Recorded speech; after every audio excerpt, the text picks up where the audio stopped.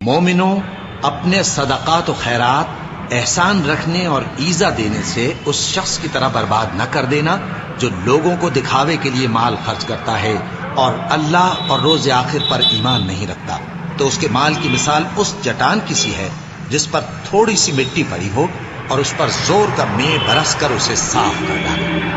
اسی طرح یہ ریاکار لوگ اپنے اعمال کا کچھ بھی صلہ حاصل نہیں کر سکیں گے، اور اللہ ایسے ناشکروں کو ہدایت نہیں دیا کرتا۔